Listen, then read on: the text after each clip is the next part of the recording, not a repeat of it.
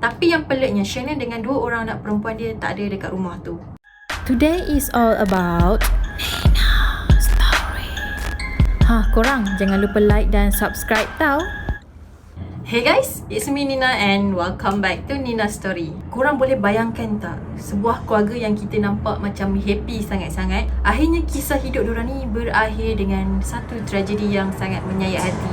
Yang membunuh keluarga ni bukanlah orang luar ataupun orang lain, tetapi ketua keluarga tu sendiri. Dialah yang bunuh isteri dia yang tengah mengandung, dan juga dia bunuh 2 orang lagi anak perempuan dia yang masih kecil. Sebab kenapa dia bunuh keluarga dia adalah kerana dia nak tutup kesalahan dia sendiri sebab dia dah curang dengan bini dia.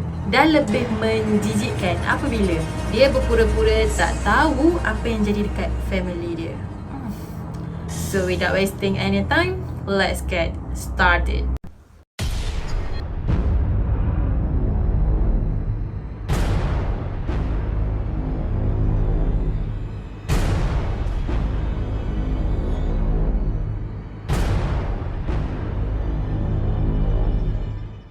Sebelum aku memulakan cerita lebih detail tentang kes ni, aku akan kenalkan sedikit kat korang tentang latar belakang diorang.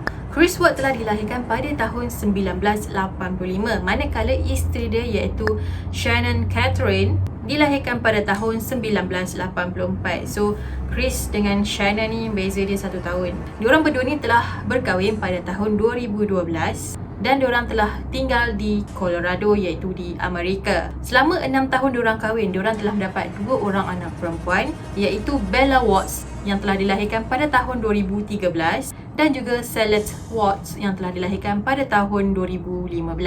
Chris ni sebenarnya bekerja di sebuah syarikat minyak, manakala Shannon pula bekerja di sebuah syarikat pemasaran. Kes pembunuhan yang sangat tragis ni sebenarnya berlaku pada tahun 2018 iaitu pada 13 Ogos. Pada hari kejadian tu, Shannon baru balik daripada trip bisnes dan dia sampai dekat rumah dia dalam sekitar pukul 1 pagi. Keesokan harinya, Shannon tak keluar daripada rumah. Jadi kawan Shannon yang bernama Nicole ni pun rasa pelik dan dia mula risau dengan keadaan Shannon yang pada masa tu tengah mengandung 15 minggu. Yang membuatkan Nicole ni pelik dekat Shannon tu sebabnya Shannon boleh terlepas appointment dia dengan doktor pada hari tu. Lepas tu dia message Shannon pun Shannon tak reply message dia. Bila dia pergi rumah Shannon dan check keadaan Shannon, kereta Shannon ada, tetapi rumahnya dalam keadaan berkunci. So Nicole ni pun macam risaulah dengan keadaan Shannon, jadi dia pun decide lah untuk call polis. Kemudian polis pun datanglah ke rumah Shannon dan membuat pemeriksaan. Diorang ni nak masuk ke dalam rumah Watts tu, tapi tak boleh nak masuk sebab pintu rumah dia berkunci. Lagipun pintu rumah dia orang ni menggunakan passcode. Jadi polis pun call lah Chris untuk minta Chris balik ke rumah, dan pada masa tu Chris beritahu yang dia tengah on the way dan nak sampai dah dekat rumah dia orang. Sebenarnya sebelum tu Nico yang kawan Shannon tadi dah pun call Chris, tapi Chris ni still lagi tak sampai-sampai kat rumah dan ambil masa yang sangat-sangat lama untuk sampai. Jadi bila dia tunggu Chris tu tak sampai-sampai, sebab itulah Nicole ni ambil keputusan untuk call polis. Bila polis masuk ke dalam rumah Watts, barang-barang dalam rumah tu semua berada dalam keadaan elok dan tak diusik pun. Barang peribadi Shannon macam duit, cincin, telefon bimbit, semuanya macam tak diganggu ataupun tak disentuh oleh seseorang. Maksudnya kat sini rumah dia tak kena rompak dan tak ada unsur-unsur jenayah. Tapi yang peliknya, Shannon dengan 2 orang anak perempuan dia tak ada dekat rumah tu. Masa polis ni tengah geledah rumah Chris Ward, Chris ni sempatlah bagi tahu dekat polis yang diorang berdua ni sebenarnya telah bergaduh. Sebabnya diorang berdua ni nak bercerai. Jadi bila polis dah geledah rumah Chris Ward ni, polis tak temukan bukti-bukti yang menunjukkan kata Shannon dengan 2 orang anak dia tu macam kena culik ke apa ke. So adalah seorang jiran dia ni datang offer dekat polis tadi untuk tengok CCTV dekat rumah dia, sebab dekat rumah dia ada pasang CCTV. Mungkin diorang boleh tahu apa yang terjadi dekat Shannon dengan 2 orang anak dia pada pagi tu. Masa polis dengan Chris tengah tengok footage CCTV jiran dia tu, keadaan Chris masa tu sangat-sangat gelisah. Nampak tak tenteram, macam tak senang duduk, seolah-olah macam ada sesuatu yang disembunyikan oleh Chris. Lepas tu Chris diminta untuk memberi keterangan kepada pihak polis tentang hari kejadian. Kemudian Chris ni diminta oleh pihak polis untuk memberi keterangan sebenarnya apa yang jadi masa tu. So Chris ni pun ceritalah pada hari tu lebih kurang pada pukul 2 pagi Shannon baru sampai kat rumah dan pada masa tu dia tengah tidur. Selepas tu pada pukul 5 pagi Chris dengan Shannon berbincang tentang penceraian diorang. Selepas 30 minit macam tu, Chris pun pergilah ke tempat kerja macam biasa. Lepas mendengar statement daripada Chris, jadi polis pun klarifikasikan kes ni sebagai kes orang hilang. Chris juga pernah dijemput oleh pihak media untuk buat live dengan dorang. Dalam interview tu, dia merayu dekat Shannon supaya balik ke rumah, dan kalau ada sesiapa yang menculik anak dan isteri dia, dia minta tolong kembalikan mereka.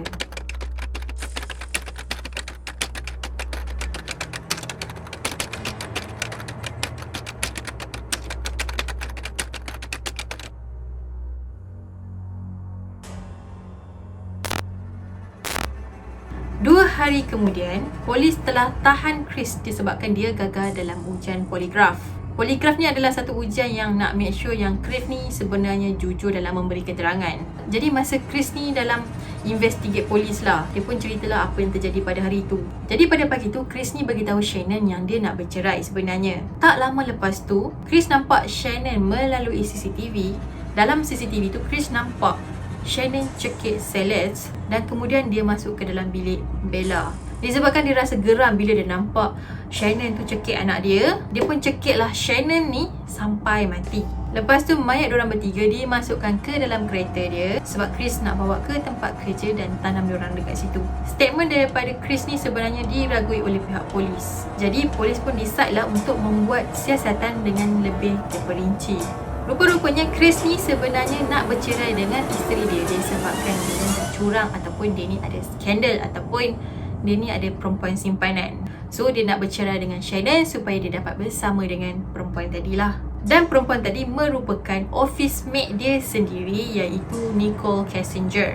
So masa polis melancarkan misi mencari diorang ni ataupun misi mencari Shannon dan juga dua orang anak perempuan dia, diorang telah menjumpai mayat Shannon yang ditanam di dalam sebuah kubur yang tak berapa dalam. Kubur tu pula berdekatan dengan kawasan tempat kerja Chris. Manakala mayat dua orang anak perempuan dia tadi dijumpai pada hari yang seterusnya, iaitu di dalam sebuah tangki minyak mentah. Lokasi tangki minyak mentah ni pun tak jauh daripada kubur yang mana Chris tanam Shannon. Hasil daripada bedah siasat menunjukkan yang Shannon ni mati disebabkan dicekik. Masa polis jumpa mayat Shannon, bayi yang dalam perut Shannon tu sebenarnya dah terkeluar daripada perut Shannon. Manakala punca kematian dua orang anak perempuan dia pula adalah disebabkan mulut dan hidung diorang telah dipekuk. Masa polis jumpa mayat budak dua orang ni, keadaan diorang agak mengerikan yang mana kulit badan diorang telah tertanggal daripada badan. Dan sebab kenapa kulit dia dah tertanggal daripada badan adalah kerana sebab diorang ni kan terendam dalam bahan minyak mentah. Disebabkan mayat diorang terendam dalam bahan minyak mentah itulah menyebabkan kulit diorang ni macam mereput. Setelah polis mendapat bukti yang kukuh, Chris akhirnya ditangkap atas tuduhan membunuh. Dan hukuman yang dikenakan ke atas Chris hanyalah penjara seumur hidup.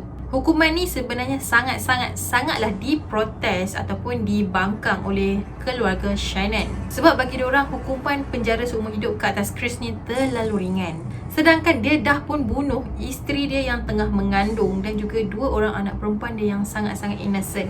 Lepas mahkamah menjatuhkan hukuman yang Chris kena penjara seumur hidup, masa kat mahkamah tu juga ayah Shannon ni maki-maki Chris. Dan dia cakap, "Engkau memang seorang monster yang tak berhati perut.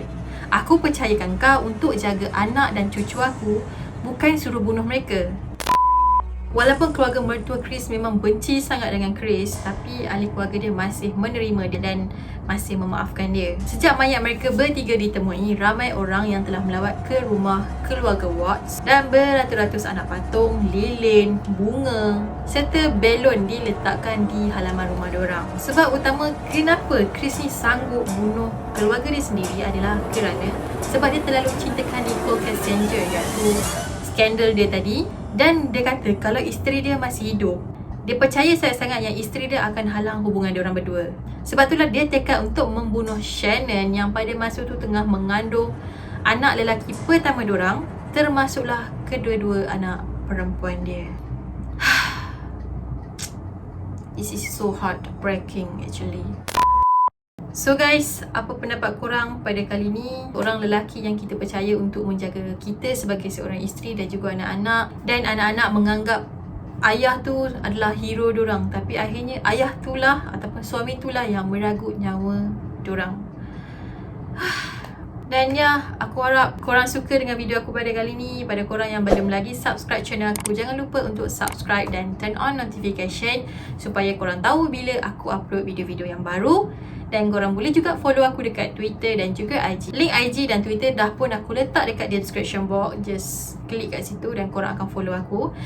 Dan kita akan jumpa lagi pada video yang akan datang.